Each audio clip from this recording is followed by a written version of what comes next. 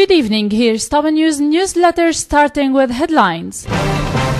President Al-Assad meets Bogdanov, receives message from President Putin. Syrian army continues tightening noose around terrorist snake. Iran blast powers regional allies for instrumental use of terrorism. We don't take no for an answer. CIA torture must be investigated.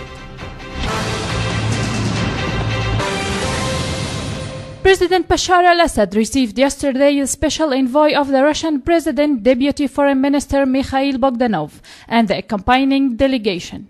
Bogdanov relayed an oral message from Russian President Vladimir Putin on bilateral relations, understanding cooperation between the two countries, and Russia's continuing support for the Syrian people.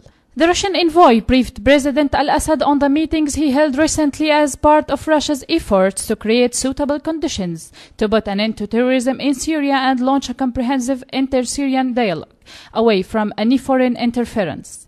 President al-Assad asserted that Russia always stood on the Syrian people's side and that it proved its support for people's right to self-determination and its respect for state sovereignty and international law, saying that Syria is confident that any Russian political action will be based on these principles.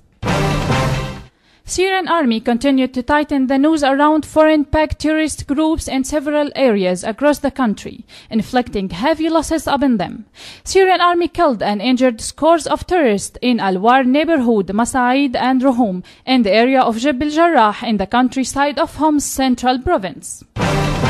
Iranian Foreign Minister Mohammad Jawad Zarif lashed out the world powers for using terrorism and extremism as a tool to attain their goals. He said that the developments in the past 3 years, especially injecting violence and extremism into the Iraqi and Syrian territories, were aimed at overlapping the interests of Syrian international and regional actors through making an instrumental use of violence and extremism. He added that the use of terrorism and extremism has backfired, and those who initiated such moves have now come to realize that they have engaged themselves into more than others. Russia is ready to arrange a U.S.-Syrian meeting in Moscow if Damascus asks, RIA Nosativ quoted Russian Deputy Foreign Minister Mikhail Bogdanov as saying, "If Syrians want to meet in Moscow, then we will discuss this issue with U.S." He said on Wednesday. Russian Foreign Minister Sergei Lavrov said earlier that Washington should coordinate the fight against Islamic State militants in Syria through direct contacts with Bashar al-Assad government. Al-Qaeda in Yemen says U.S. responsible for the death of hostages in raid. Al-Qaeda in Yemen has blamed Washington for the death of U.S. and South African hostages killed in failed rescue attempt by U.S. forces. Reuters reported the U.S. president and his government could have at least negotiated the militants' demands, said Naaser bin al-Ansi representing the group. His comments appeared in video published on Thursday by the site intelligence group, which monitors Islamic militants. Despite our warning to him not to act foolishly, the U.S. president chose a military solution which failed before and failed once again. Al-Ansi said American journalist Luki Summers, 33, and South African teacher Pei Kurki, 56, were shot by the kidnappers during the raid on Saturday in the Araid Wadi Abdan district in Shauba. The release of the so-called CIA torture report will likely create momentum that will lead to justice, UN Special Rapporteur for Torture Juan Mendes told RT.